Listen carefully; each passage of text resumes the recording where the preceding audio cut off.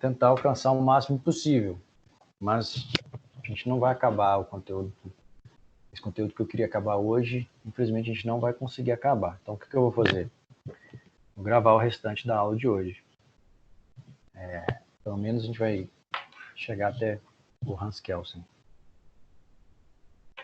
E Hannah Arendt, existencialistas e neocontratualistas vão ficar para depois. Vocês estão enxergando o slide?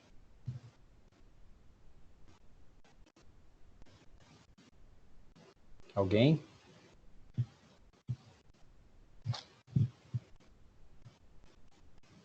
Professor, bom dia. Bom dia. Aparecendo filosofia política moderna. Ah, tá. Daniele, você não assistiu o início da aula, né? Não. O que eu conversei com o pessoal rapidamente, tá? Vocês terão a prova interativa dia 10/6. Sim. Então, eu tenho só mais uma aula, que é a aula da semana que vem.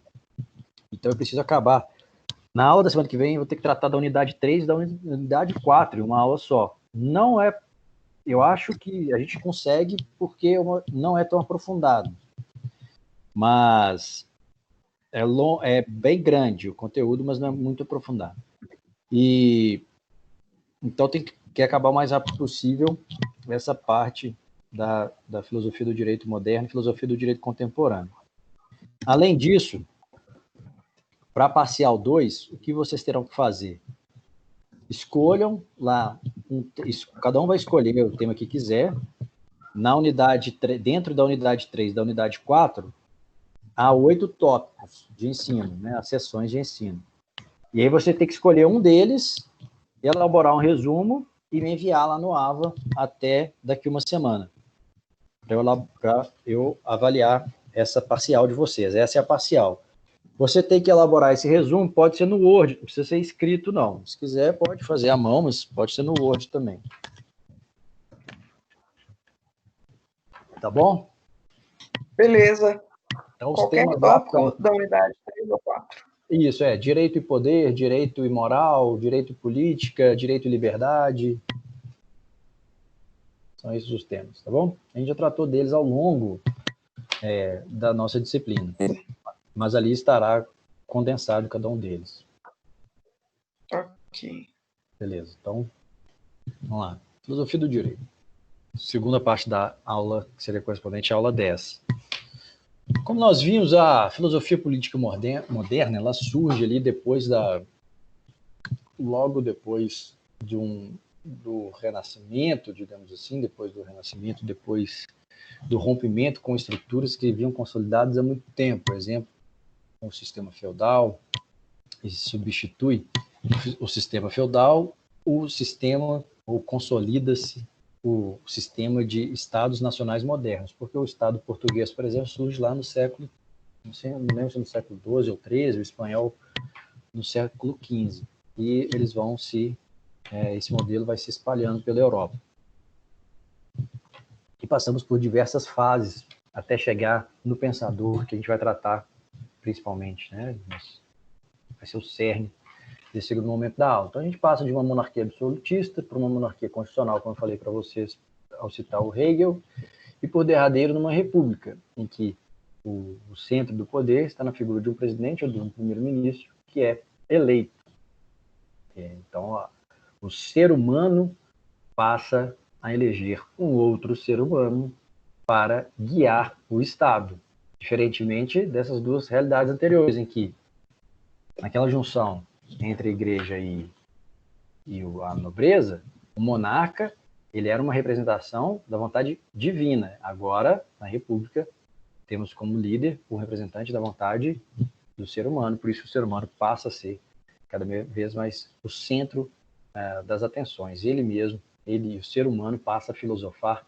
Vimos que esses últimos dois filósofos, o Hegel e o Kant, eles pensam o ser humano, o método que o ser humano utiliza para conhecimento, como ele atinge o conhecimento. Sendo que lá na filosofia, desde a antiguidade, a gente pensava muito a figura de seres superiores, mas o ser humano ele passa a dominar cada vez mais o centro das discussões até se chegar no Hegel e no Kant. Agora a gente vai falar sobre um outro pensador que ele pensa o ser humano, mas ele pensa mais a socialidade do ser humano, que vai ser o Karl Marx. E para o Karl Marx é importante fazer essa discussão histórica de evolução da produção, do modelo de produção. A gente sai do feudalismo e chega ao mercantilismo. O feudalismo é muito agrário, muito rudimentar, o mercantilismo um pouco mais de tecnologia envolvida, cada país desenvolvendo suas atividades específicas. Tem o bulionismo, o mercantilismo baseado na troca também de matéria-prima dos novos mundos. E esse mercantilismo ele acaba evoluindo até o surgimento da economia política. A economia política que tem como marco, se pensarmos no liberalismo, o pensador Adam Smith. Adam Smith, que era um filósofo. Como não existia economia, ele era, a disciplina economia, ele era um filósofo e passa a pensar. A economia surge como o primeiro teórico desse liberalismo clássico. Então, os filósofos passam a se ocupar do modelo de produção humano, porque ele se torna cada vez mais complexo e molda toda a sociedade. Com essas modificações contextuais, as consequências sociais são as mais diversas. Por exemplo, a revalorização das cidades. E sabemos que, para as ideias, as cidades são muito importantes, porque é nas cidades em que há um maior contato entre os indivíduos e há o exercício de profissões que exigem mais do intelecto, digamos assim, mais do que no campo. No campo é óbvio que o campo também demanda conhecimento, e a pessoa que aplica tecnologia ao campo, ela se sobressai, claramente, mas seja na organização ou seja até mesmo na produção. Mas, nas cidades é mais marcante essas profissões liberais, o médico, o advogado, o engenheiro, o administrador, o banqueiro. Então, essas pessoas passam a ter uma vida social mais complexa, e com essa vida social mais complexa passa a se repensar o papel da sociedade, o papel do ser inserido na sociedade, e lembrando muito o que acontecia no início da filosofia lá nas cidades gregas. Quando você está no campo, você convive normalmente, principalmente nesse campo da era feudal, você convive basicamente só com a sua família, e olha lá com a família da fazenda do lado, né? Além disso, houve a exploração de novos territórios, então tem contato com novas culturas, e tendo essa nova realidade de comércio além-mar, surgem os contratos internacionais, e aí surgem as grandes corporações. Lembrando daquela Companhia das Índias Orientais holandesa, que é considerado, se pegarmos época por época e fizermos uma comparação, em arrecadação, em lucro, é a maior empresa da história. Lucrava, às vezes, se a gente fizesse a comparação para termos de hoje em dia, valeria alguns trilhões essa Companhia das Índias Orientais, né? Bilhões, trilhões de dólares. Né? Então, é uma época de desenvolvimento empresarial, internacional, dos transportes. E surgem novos temas, né? Esses temas de economia, de política, de contratos, papel do ser humano nesse novo mundo. Até chegar aqui, nós passamos pelo racionalismo, pelo empirismo e pelo justnaturalismo. E confirmando esse racionalismo depois da aula do Hegel, agora a gente analisou uma questão que fiquem espertos, né? Fiquem atentos para a prova de vocês, interativa, porque eles consideram que o David Hume seria uma representação desse empirismo, um tanto quanto radical, que isolaria a razão e valorizaria sobremaneira a experiência na aquisição ou na produção do conhecimento. E dentro desse mundo moderno surge a filosofia política. Então, quais são os conceitos trabalhados pelo material do KLS neste momento? Vamos ver. A filosofia moderna, focada na razão, fará com que a filosofia do direito também abandone conceitos e dogmas dos períodos romano e medieval e crie novas fontes de conhecimento do direito, tornando individual, racional, laico e humanístico o direito formado na modernidade. Então, Isso são as principais características para o KLS. A filosofia política centrada no sujeito, humanismo, individualista e burguesa, permitirá o nascimento de uma filosofia do direito adjetivada como liberal, também burguesa e jusnatural ou justnacional, que celebra a isonomia, igualdade formal, como alicerce em que se funda o direito. Sabemos que essa isonomia da época da sociedade moderna já é superada hoje em dia, porque essa isonomia meramente formal não corresponde com as demandas da sociedade. E o KLS dá muita atenção para esse sujeito, esse cidadão aqui, que é conhecido como Karl Marx. Muito em voga hoje, já que, aparentemente, no Brasil a gente ainda está na Guerra Fria. Apesar do mundo ainda ter deixado a Guerra Fria, no Brasil parece que a gente ainda vive a Guerra Fria. Então, Karl Marx é muito debatido aqui. De uma breve biografia do Karl aqui, ele nasceu na Prússia, que depois passa a integrar o Império Alemão, a partir de 1870. Chegou a estudar direito, mas acaba se apaixonando mesmo pela filosofia, e em 1841, já então com seus 23 anos, alcança o título de doutor em filosofia, tendo estudado bastante Hegel, ou os hegelianos de esquerda, ou jovens hegelianos. Era o movimento da época. Reflexão, Edilson, é com você. Você pode ler para a gente, por favor?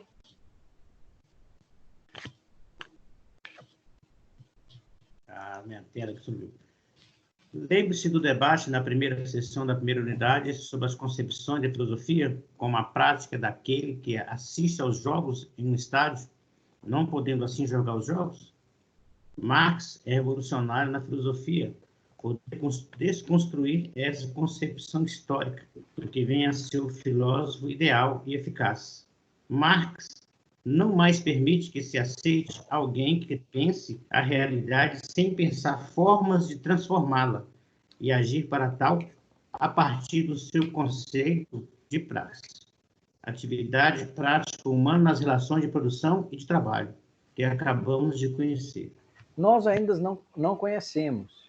Eu coloquei aqui essa reflexão porque é importante a gente trabalhar o conceito de praxis, ou praxis. Para o Karl Marx, o filósofo, ele não teria o direito, assim por dizer, de apenas pensar e criticar a sociedade, ele tem que tentar transformá-la. E ele deverá tentar transformá-la através da praxe, ou da praxis. Atividade, o que é essa praxe? É a atividade prática humana nas relações de produção e de trabalho. Então, através da influência das relações de produção e das relações de trabalho da sociedade. É um pouco mais do que a mera experiência, é a experiência do homem voltada para as produções, para uma sociedade que tem por base essas tensões advindas das relações de produção, das relações de trabalho. Sobre o Karl Marx, a figura do Karl Marx na filosofia, ele passa a ser um reconhecido filósofo apenas no século XX. Como teórico da economia, como teórico da política, ele já era celebrado anteriormente, mas como filósofo mesmo, isso é retomado, e isso é a filosofia do direito. Não é que é polêmico, mas é um pouco questionável. De toda forma, a obra do Karl Marx influencia incontestavelmente a vida, tanto é que se fala em comunismo, socialismo, até hoje, e vai se falar por muito tempo ainda. Então nós temos que entender o Karl Marx, né? Sem ideologia. Sobre a praxe, o que era a praxe? Nós acabamos de entender. Eu falo praxe porque, pelo menos lá em Coimbra, quando eu morei lá, eles utilizam essa expressão praxe para costume. Como se fosse a praxe é o costume aplicado aos calouros, é tipo o trote dos calouros, mas a praxe ela dura o ano inteiro. Então lá eles falam praxe, não, aqui acho que a gente falaria praxis, mas não praxe. A praxe seria esse maior interesse do Karl Marx, ela seria essa representação, a ideia de praxe evidencia que o Karl Marx ele tem mais interesse na sociabilidade do homem do que do homem em si.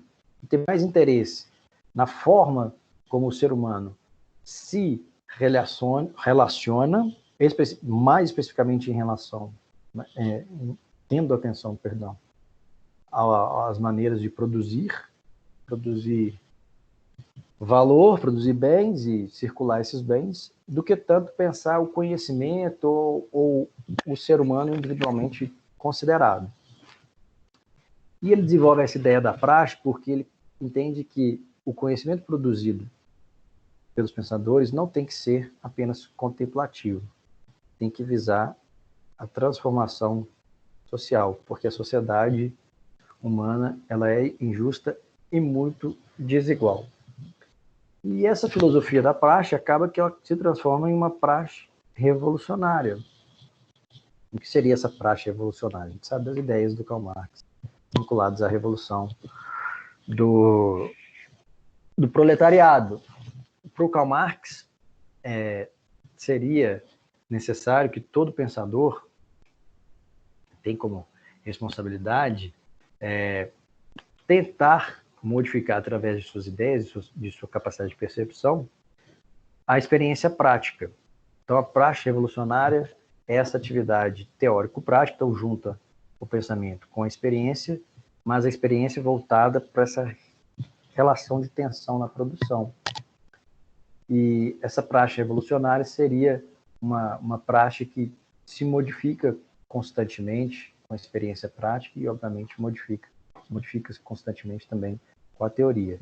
Uma ideia muito semelhante à ideia de dialética hegeliana, porque tem aqui a relação entre teoria e prática, um influenciando diretamente a outra. Só que essa ideia do Karl Marx ela é voltada para um ideal. Todo o trabalho do Karl Marx ele é permeado pelo seu ideal de uma sociedade sem exploração, uma sociedade sem desigualdade, de maior proximidade das condições de vida entre os seres humanos. O Marx desenvolve também a ideia de materialismo histórico. O que é esse materialismo histórico? Para o Eduardo Bittar, materialismo histórico poderia ser explicado da seguinte forma: o homem destaca-se de sua análise como principal elemento de reflexão, mas não o homem universal, ou o homem espiritual, ou o homem racional, mas o homem como força produtiva, como ser econômico historicamente engajado. Então, o ser humano, na filosofia do Karl Marx, na ideia que depois se classifica como materialismo histórico, ele é analisado a figura humana através da história, sob o ponto de vista desse ser humano como força produtiva, como um ser econômico, como um ser que busca a valorização através do seu trabalho. E isso entra também dentro da discussão de objetificação do ser humano. A objetificação do ser humano, mais especificamente, é a objetificação de uma classe por outra classe. Lembrando sempre que o Kant e o Hegel são, obviamente, contrários a essa objetificação do ser humano, como já explicado. Então, o Karl Marx não admite o que ele chama de filosofia de gabinete. O filósofo tem que tentar modificar a sociedade a partir de suas ideias, já que ele percebe já que o filósofo é aquela pessoa que tem a maior aptidão a pensar a sociedade. Muitas vezes o homem objetificado nem pensa o que acontece em sua vida social. E assim ele vai tentar aliar aquela dialética hegeliana de tese, antítese e síntese com outras ideias ou consolidadas ou nascentes à época, como esse evolucionismo darwiniano, o historicismo, né? O estudo crítico da história, o estudo do homem a partir da história. Sabemos, portanto, que, como já visto, a dialética hegeliana vai ter muita importância nesse materialismo histórico, nesse debate proposto pelo Karl Marx das relações de tensões. Relação de tensão entre as diversas classes que compõem a sociedade. Você pode ler para a gente, meu querido Edilson, o que a doutrina tem a falar sobre isso?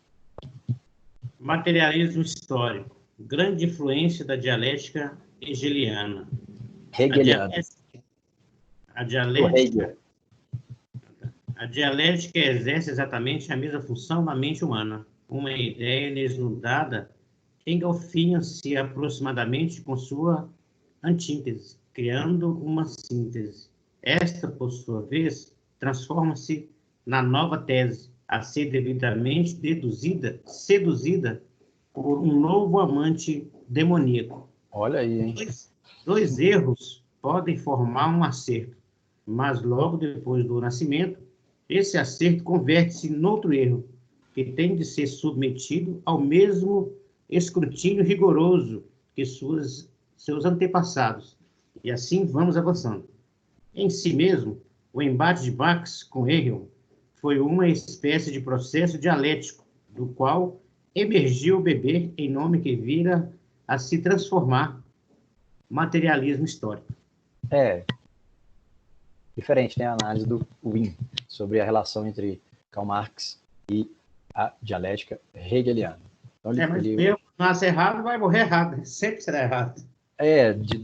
Para ele ali, aparentemente, de dois erros poderia surgir um acerto, mas esse acerto é só acerto até que ele seja analisado também. Porque se são dois erros, provavelmente vai estar errado. Né? Ele explica aquilo dali. Então, essa filosofia da praxe representa o interesse do Karl Marx mais do que pelo homem em si, mas pela sociabilidade do ser humano. A forma como o ser humano se organiza. Essa é a característica central do pensamento do Karl Marx. E aliada à ideia de que, se a ideia central de análise se parte da análise do homem social, o fim dessa análise é transformar. Porque os outros filósofos, eles não tinham tanto essa pretensão transformadora, eles tinham a pretensão de alcançar o conhecimento, de alcançar a verdade. O Karl Marx, ele quer mais do que isso, ele quer transformar a sociedade a partir de suas concepções. Uma pretensão muito grande, mas a gente viu que ele acabou marcando, pelo menos o nosso século passado, de maneira, e o início desse nosso século agora, atual, de maneira não inédita, mas fundamental. Essas ideias são fundamentais para compreender o ser humano, a vida humana, no século XX e início do século XXI. Quais são as ideias centrais? A gente já viu algumas, mas uma delas é essa ideia de condicionantes produtivas, e o Karl Marx, ele utiliza essas relações de produção, ele analisa as relações de produção ao longo do tempo para compreender a história humana.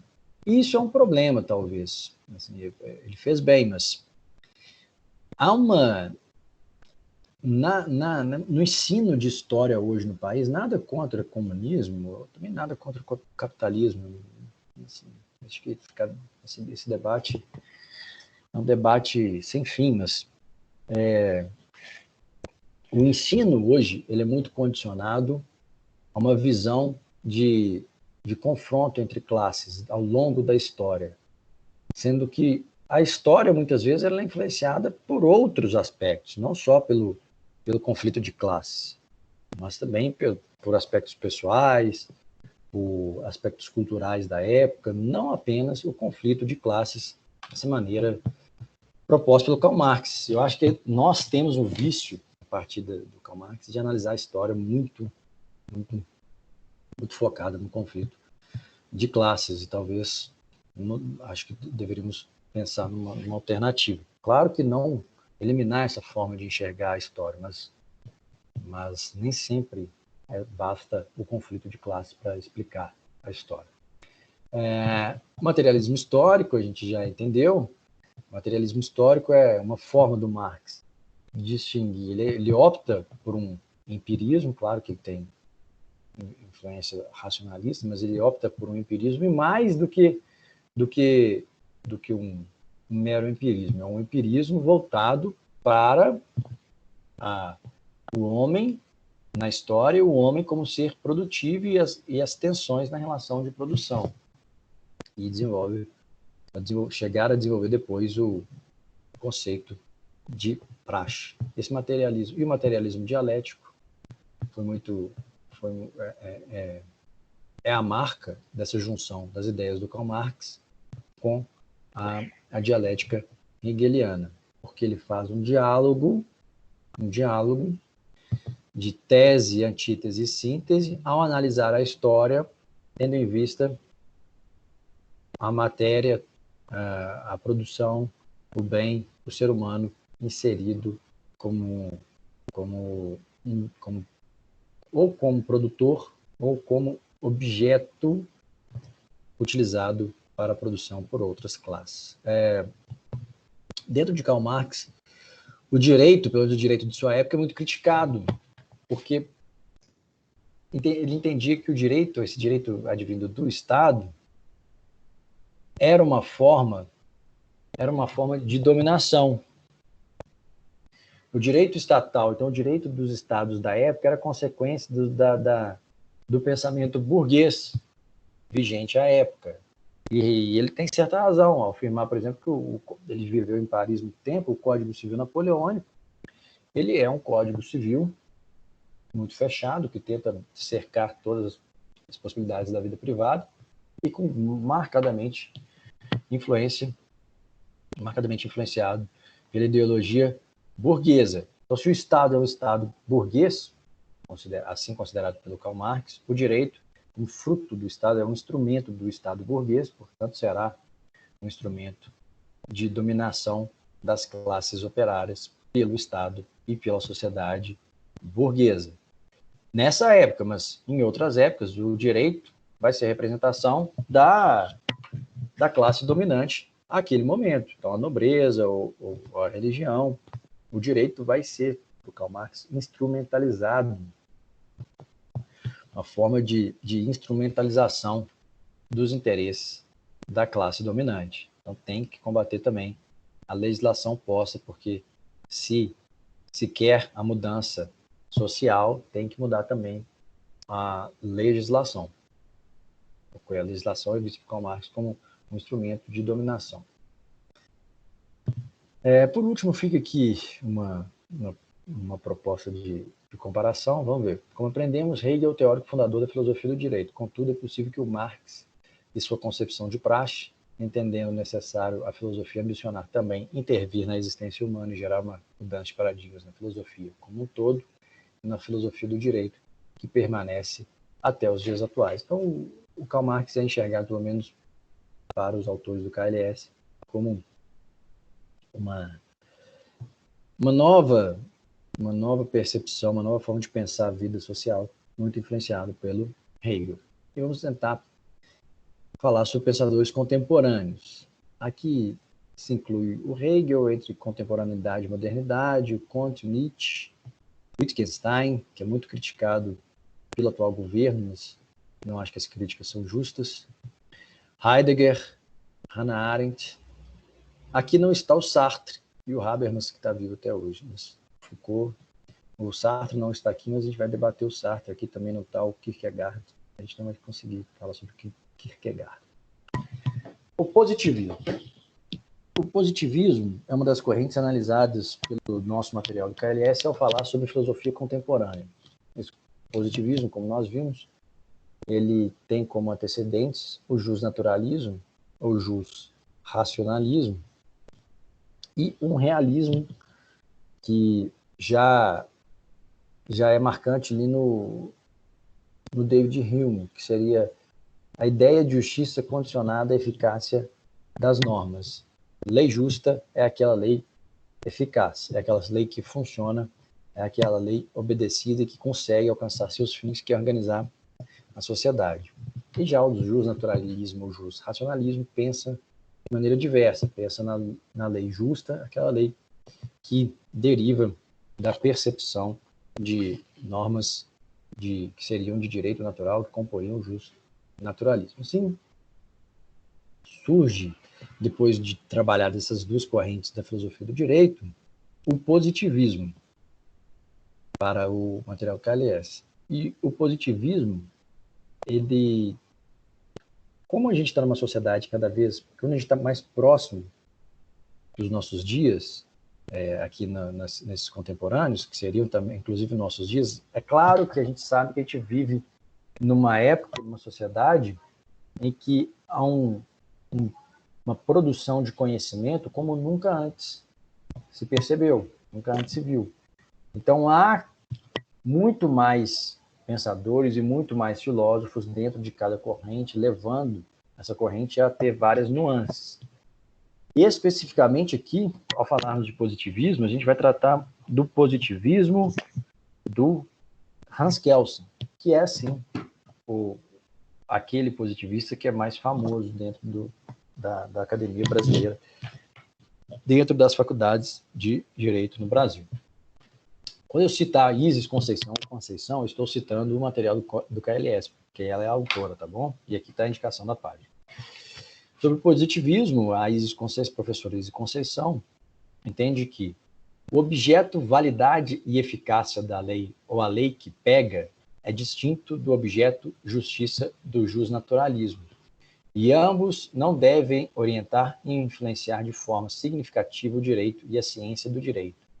É isso que ela entende como a melhor forma de conduzir o direito? Não. Essa é a descrição do que seria essa corrente positivista. Então, seria uma corrente que quer analisar o direito sem tratar sobre axiologia ou sobre outras ciências quando falamos do direito. Ele quer analisar o direito posto, o direito positivo, o direito positivado, o direito considerado em si. Mas acho que é um erro aqui, porque validade e eficácia da lei vão ser muito importantes para o Hans Kelsen. Eu acho que as pessoas interpretam muito mal o Hans Kelsen, para ser honesto. Não necessariamente estou falando da professora Isis Conceição, porque eu não conheço muito a obra dela, mas o Hans Kelsen se preocupa, sim, com validade e eficácia da lei. Vamos ver a seguir. Kelsen é considerado positivista referência do direito, sem dúvida, pelo menos no direito brasileiro. Isso porque ele é positivista nos dois sentidos que a palavra possui no espaço do direito. Muito provavelmente vai ser cobrado o Hans Kelsen na prova de vocês. No primeiro sentido, é positivista o profissional do direito que apenas reconhece a ordem jurídica e as leis declaradas como direito. No segundo sentido, é positivista aquela pessoa que acredita ser possível um saber científico sobre as leis e normas jurídicas sem interferência de outras ciências. Então, para a professora Isis Conceição, o Kelsen é positivista em duplo sentido, porque só seria reconhecido como direito ordem jurídica ou lei declarada, lei em sentido estrito, e ele também seria positivista ao analisar o direito, porque para ele só poderia ser possível saber jurídico, científico sobre o direito, se não houvesse interferência de outras ciências. É uma teoria que o Kelsen desenvolve, a teoria pura do direito, mas ele fez uma proposta. Não necessariamente ele reconhece que é a única forma de se alcançar o conhecimento sobre o direito. Até porque o Hans Kelsen, ele muda, a doutrina do Kelsen, ela muda ao longo do tempo. Ele passa, como nós veremos, por experiências que o traumatizaram, que o fizeram mudar de opinião em diversos momentos. E o Hans Kelsen, essa ideia de teoria pura do direito, ela muitas vezes é vinculada por certos autores a um apoio ao fascismo, ao nazismo, de forma alguma. É o contrário. É inclusive o contrário. Porque o Hans Kelsen, ele reconhece que existem valores externos que influenciam o direito. O que ele propõe é, vamos tentar analisar o direito de maneira afastada. Será possível fazer essa análise? Então, ele faz uma proposta. Não necessariamente ele entende que não há outras formas de analisar o direito. Eu não concordo muito com isso, não. Não li muito sobre o Kelsen, mas eu sei que ele passa por várias fases. Não há um único Hans Kelsen. O Hans Kelsen, ele nasce em 1881 e falece em 1973. Então, viveu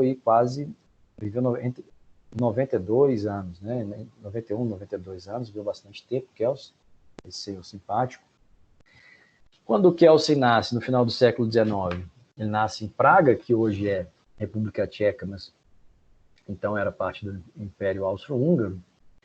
E o Hans Kelsen, ele tem origem judaica, então, tendo visto o período em que ele viveu e o local de seu nascimento, vocês já imaginam que ele sofreu perseguição do Partido Nazista. E ele sofre perseguição do Partido Nazista não apenas pela origem judaica, mas também por suas ideias, porque ele combate as ideias nazistas, ele não vê sentido, ele não vê fundamentação jurídica nas teses do Partido Nazista. E muito ao contrário do que diversas pessoas afirmam que as ideias do Hans Kelsen teriam fundamentado o nazismo. Eu acho que as pessoas confundem quando ele fala em teoria pura do direito, ele não quer dizer que tem que ser um direito afastado de valores. Existem valores que são intrínsecos às normas jurídicas, e norma jurídica não é apenas um artigo ou que está positivado. Ao longo do tempo, o Kelsen vai desenvolvendo todo um raciocínio próprio. Vamos entender um pouco como essa perseguição influenciou a obra do Kelsen, a vida e a obra do Kelsen. A perseguição de Kelsen pelo nazismo deu-se inicialmente em razão de suas ligações com a social-democracia. Seu afastamento das cátedras universitárias não se deu inicialmente por sua condição de judeu. Posteriormente, ele foi afastado também por essa condição. Sua fuga para a Alemanha foi, curiosamente, facilitada por um servidor da Universidade de Colônia, que era membro do Partido Nazista, mas simpatizava com Kelsen. Ele se radicou, após sair da Alemanha, na Suíça e na República Tcheca. Posteriormente, sua fuga da Alemanha, posteriormente, seguiu para os Estados Unidos, onde viveu até a morte, tendo morado em Nova York e depois assumido cátedra na Universidade de Berkeley, na Califórnia. A principal obra do Kelsen é a Teoria Pura do Direito. Nessa Teoria Pura do Direito, e ele lança, mas tem versões diferentes, o Kelsen ele também ele tenta analisar também o ambiente internacional, mas nessa obra, Teoria Pura do Direito, ele tenta responder a essa questão muito simples, né? O que é o direito? Nossa Senhora, imaginem se perguntam para você, o que é o direito? Até você explicar, leva uma vida inteira, né? E ele tenta fazer essa reflexão sem utilizar ferramentas de outras disciplinas. Ele tenta utilizar apenas institutos, apenas raciocínio e normas ou proposições que são específicas do direito, porque ele tenta manter o direito puro, a discussão sempre jurídica, para não...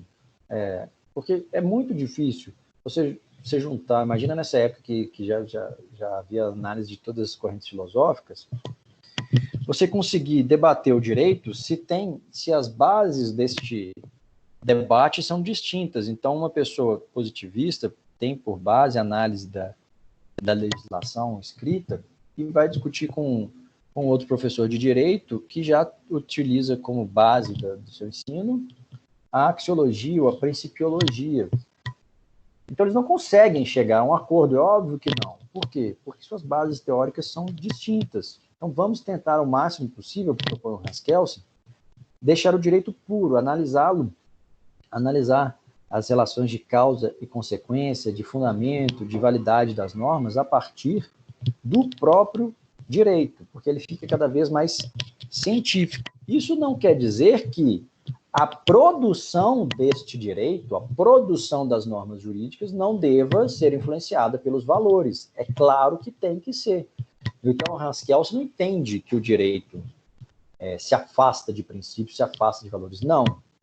O que ele propõe é uma maneira de debater o direito e de pensar o direito. Não, o direito dado, o direito posto, não a produção do direito. A produção do direito, obviamente, ela é muito influenciada pelos valores vigentes, pelos valores daquela sociedade, os valores que são caros à sociedade de forma geral. Então, para nessa proposta, o Hans-Kelsen ele desenvolve alguns conceitos, como sempre, né? Todos os pensadores têm seus conceitos próprios. Ele pensa dois conceitos, o ser e o dever ser. Quando o Hans-Kelsen fala em ser, é a realidade, e o dever ser é o direito. Então, o direito é o dever ser, é o que você deve, como você deve agir, como você deve se portar. É o que o ser tem que... É a tentativa de transformar a realidade, que é um fato, em direito, o direito é a tentativa de organizar o ser. Então, o direito acaba sendo um dever ser, é o que a sociedade busca ser. Assim, de acordo com o KLS, a realidade era o ser e o direito o que deve ser. Kelsen entendia que o dever ser, as normas do direito, não podiam estar vinculados a fatos, fossem estes sociais, históricos, morais. Nada poderia desvirtuar a pureza da natureza do dever ser, condicionando. Mais uma vez, não é que o dever ser não podia estar vinculado a fatos. É claro que o dever ser ele está vinculado a fatos, à história e à moral. Porque se você produz uma regra de dever ser, primeiro existe um fato, primeiro existe o ser. Você está pensando quais as consequências para aquele fato ou qual a maneira de se posicionar diante daquele fato. O que o Kelsen faz é a discussão do direito, uma vez positivada, tem que levar em conta o direito em si, o dever ser. Quando a gente está discutindo o direito, a aplicação do direito, aí sim, esses fatos, essa história, essa moralidade que influencia na produção do direito, ela poderia ficar de lado, porque agora a gente está tratando da aplicação do direito. Tudo isso, fato, história, moral, vai influenciar a produção jurídica. A produção jurídica, o debate anterior à produção. Uma vez produzido, diante da aplicação, o que o Kelsen propõe é, quando a gente discutir a aplicação do direito, vamos discutir a análise das regras jurídicas, vamos focar na própria regra, vamos focar no encaixe que essa regra tem no ordenamento. Então, não é que ele se afasta totalmente. Isso, para mim, não é verdade. Mas, para vocês respondendo as questões do KLS, obviamente, vocês vão ter que levar em consideração o que está escrito no KLS. Exemplificando, vai lá, Edilson. Pense, por exemplo, na situação em que um juiz decide contrariamente ao exame de DNA apresentado, como ocorreu com Charles Chaplin. Para Kelsen, o juiz podia decidir contrariamente às provas, pois o direito é uma ciência independentemente que não pode ser influenciada por qualquer outra área do conhecimento que não seja a normativa. Eu continuo achando que é uma simplificação exagerada do trabalho do Kelsen, mas é o que está posto para vocês aí no material. Como é que você vai decidir contra um exame de DNA? Difícil, né? Ué, depende. A questão é essa. Eu acho que talvez deveria ter explicado melhor o caso. Você pode decidir contrariamente ao exame de DNA, se esse exame de DNA ele é apresentado contrariamente às regras processuais. Você pode decidir contrariamente ao DNA, porque aquele exame de DNA não vai poder ser considerado prova. Mas não é que você desconsiderou o exame de DNA e não é porque o direito é que o exame de DNA não vai influenciar a aplicação do direito. É porque a maneira como foi apresentado, ou o momento em que foi apresentado aquele exame de DNA, foi contrário ao direito, que é o direito processual. Então, o debate é maior, por isso que eu estou falando, o debate é maior do que está proposto no KLS, mas vocês precisam saber isso aqui para fazer a prova, senão depois vocês vão falar mal de mim por aí. Senão, se a gente tivesse mais tempo, a gente poderia analisar as outras obras do Kelsen. Mas, enfim, não temos tempo. Então, chega. Quanto à aplicação do seu pensamento, o Kelsen tem uma obra sobre teoria geral do Estado. E nessa obra ele pensa bastante o papel do Estado e o papel da sociedade internacional. E seria muito influenciada essa visão do Estado, ele seria muito influenciado pelo normativismo, por esse seu normativismo. Lembrando que o Kelsen, só para deixar claro, ele é contrário à autocracia, ele é contrário ao nazismo, ao fascismo, e ele é favorável a uma sociedade internacional. O que importa para ele é que exista normas na condução dessa sociedade internacional. Mas essa sua obra sobre o Estado, inicialmente ele definiria o Estado como a junção entre território e nação. Então, para o Kelsen, o Estado é o conjunto de normas ordenadas e centralizadas para guiar a vida de um povo. Em um primeiro momento, essa é a ideia dele, mas ele acaba depois evoluindo e pensando sobre a sociedade internacional. Mas o que justificaria essa conclusão? Essa passagem aqui, ó. Ora, se a lei é a origem de tudo e o fim de tudo no ordenamento jurídico, que explica inclusive o que é o Estado, de onde surgiria tudo isso? Kelsen, assim, elabora um modelo, uma estrutura de normas hierarquizadas e interdependentes entre si. E esse modelo do Kelsen é o que todos nós utilizamos para justificar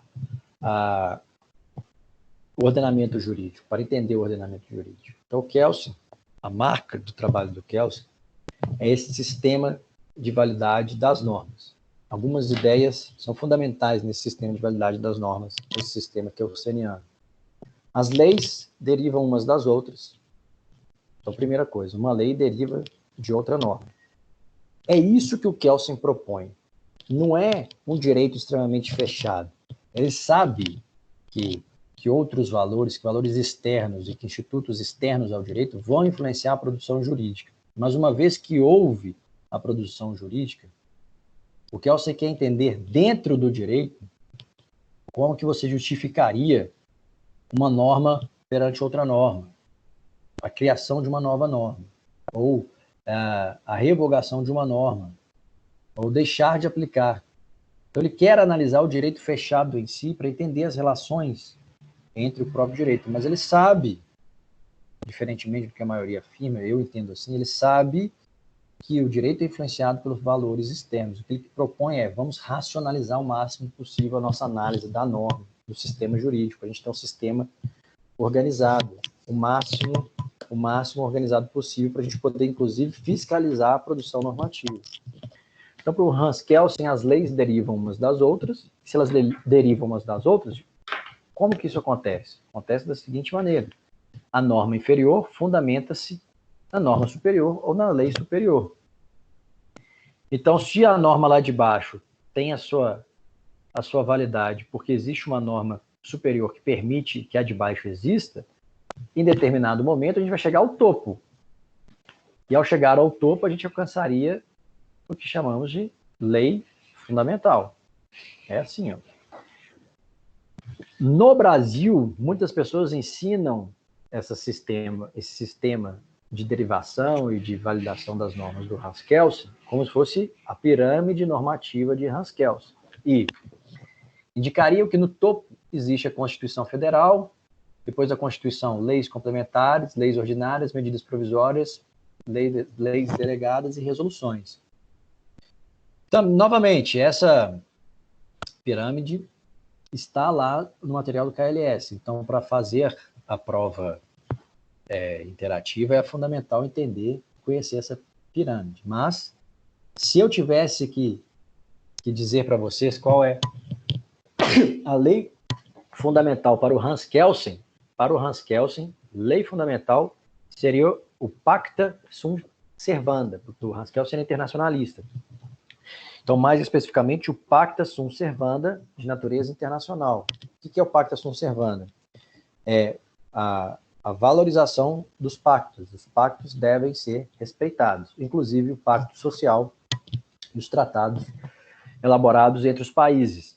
E é por isso... Rodrigo, e se houver uma questão lá envolvendo essas duas respostas, Constituição Federal e o pacta sunt servanda? O que você sugere que nós podemos responder? Se tiver o pacta sunt servanda, vá pelo pacta sunt servanda. Não acredito que vá ter, provavelmente vai ter Constituição Federal, já que é assim que está no material do KLS. Para os constitucionalistas, a regra geral é a de Constituição Federal. Para os nacionalistas, digamos assim. Para os internacionalistas, é o pacta sunt servanda e o Hans Kelsen seria o internacionalista. Pode haver essa pergunta. Diferenciando. Como que ele está colocado, né? Se é nacionalista ou se é internacionalista. Isso. Mas, além disso, a lei ordinária, ela não é hierarquicamente inferior à lei complementar. Nós vimos isso em direito tributário. Elas só tratam de assuntos diferentes. E a lei complementar, ela tem um quórum mais específico, mas não existe uma hierarquia entre elas. Então, a lei ordinária tinha que estar aqui. Ainda, entre a Constituição, lei ordinária e lei complementar, existem as normas, os tratados internacionais de direitos humanos, mas que não foram recepcionados como emenda constitucional. Então, que teriam natureza supralegal, estariam abaixo aqui da Constituição. Então, esta pirâmide aqui representada, que está no material do KLS, esta eu critico abertamente. Tem que ser reformulado no material, tá? Mas vai ser cobrado para vocês provavelmente dessa forma, então estejam cientes dela aí, tá? Aí é a pirâmide do Hans Kelsen. Mas o Hans Kelsen, existindo o pacta sunt servanda, existe o pacta sunt servanda até se a gente pensar no contrato social. E o rompimento abrupto de regime, para um regime que não respeita a democracia, para um regime autoritário, ele rompe com esse pacta sunt servanda, ele rompe com a Constituição, ele é eleito, digamos assim, respeitando a Constituição, e uma vez eleito, ele desconsidera a Constituição. Isso é impossível. Foi isso que o Estado nazista promoveu. Então, isso para o Hans Kelsen é inconcebível. Acontece, mas nunca deveria acontecer. Então, é claro que o Hans Kelsen não é, de forma alguma, um teórico defensor, de maneira alguma, do autoritarismo e do fascismo e do nazismo, ao contrário do que muitas pessoas afirmam. De acordo com a professora Isis Conceição, que elaborou o material do KLS, Kelsen entendia ser possível retirar do direito tudo que não fosse debate jurídico. O direito, assim, seria uma ciência pura quando não dialogava com a história, a moral, os valores da sociedade, a ética, etc. Ao aprofundar e explicitar o pensamento lógico jurídico, quase matemático, esse justo filósofo mecanizava o fenômeno jurídico às custas dos valores sociais e humanos. Não de forma alguma, professora. Me perdoe, mas eu não concordo. E eu trago a crítica a essa conclusão, que é possível de vocês encontrarem, inclusive, na internet. Eu coloquei aqui o link para vocês.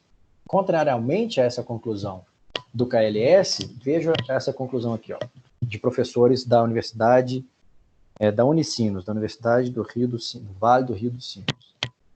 Em síntese, a única coisa que poderá para Kelsen retirar uma decisão judicial, que é uma norma jurídica, da ordem constitucional, é outro ato de vontade positivo que assim determine, ou seja, uma decisão de um tribunal superior, de modo que não existe uma invalidade a priorística. Toda lei é válida. Então, o Hans Kelsen, inclusive, prevê que a decisão judicial tem sentido de norma jurídica. O que ele quer é entender como essa decisão judicial pode contrariar a lei posta ou como essa decisão judicial pode ser desconsiderada por um tribunal superior. E aí ele pensa nessa pirâmide normativa, nessa hierarquia. E, por último, vejamos, portanto, que Kelsen não vem a negar a possibilidade em qualquer plano de que possamos e devamos, enquanto agentes políticos, por exemplo, lutar pelo constrangimento de nossos magistrados para que esses decidam conforme a lei posta, uma vez que é isso que se deve fazer em uma democracia. E Kelsen, diga-se, era um liberal ferrenho de raiz. É claro, se ele considera o pacta sunt servanda a lei fundamental, é claro que ele é liberal, então ele não pode aceitar um Estado autoritário. A imposição de Kelsen é com relação à ciência do direito, a teoria do direito propriamente dita, e não a prática do direito. Ele entende que o direito na prática, ele muitas vezes é político. É político. E é claro que, como um instrumento de poder ou um instrumento de exercício de uma vontade, de exercício de uma intenção política, a prática vai mostrar que o direito ele está arraigado, ele está vinculado diretamente a outras disciplinas, sociologia, filosofia em si, história, e outras, psicologia, sei lá, e outras. O que o Kelsen quer é, com relação à teoria do direito, a teoria, analisar o direito de maneira fechada. Então, existe muita mesmo opinião divergente sobre como devemos pensar o Hans Kelsen. E, principalmente, para mim, existe muito equívoco em afirmar que o Hans Kelsen via o direito de maneira isolada. Ele não via o direito de maneira isolada. Ele propunha que, para alcançarmos uma melhor análise possível do direito, para evoluirmos na análise do direito, a gente deveria tentar analisar o direito teoricamente de forma pura, para ter uma teoria do direito pura, mas na prática é impossível desvincular o direito de outros valores que permeiam a vida em sociedade. Bom, já são meio-dia, é impossível falar de Hannah Arendt a partir de agora. Eu vou gravar para vocês a aula sobre Hannah Arendt, sobre existencialismo e neocontratualistas. Vou tentar gravar até sábado, tá bom? Vou ver se eu faço isso no sábado. E aí, na aula que vem, a gente entra naqueles tópicos. Ok, meus amigos? Fui claro em relação ao Hans Kelsen? Entenderam a minha opinião e a opinião do material, como elas são diferentes? Sim. Então tá. Claro que eu me exponho ao risco aqui, descontando o material, mas eu acho que eu me sinto obrigado a fazê-lo. O certo é reformular o material, né? Entendo que sim. Já que você já percebeu que esse erro aí é gritante, que em uma prova de concurso, por exemplo, você pode ser eliminado por causa do material que foi mal elaborado. Então, Pode acontecer. Então tá. Então, aguardo os trabalhos. Vou gravar uma aula no sábado, vou disponibilizar no sábado mesmo lá para vocês, no YouTube. E nos encontramos semana que vem. Ok? Falou. Um grande abraço e até a próxima. Obrigada. Valeu.